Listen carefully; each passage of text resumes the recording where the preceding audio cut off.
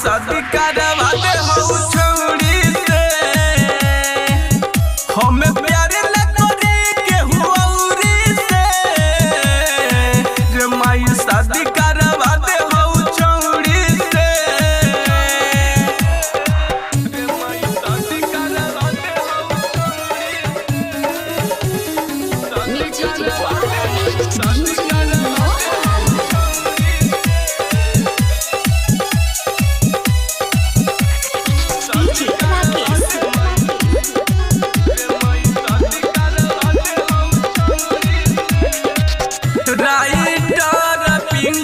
भाई के बाहर से बोला दे माई रे ओकर माई बाबू लगे खबर भेजवा दे माई रे हाँ हाँ राइटर पिंकू भाई के बाहर से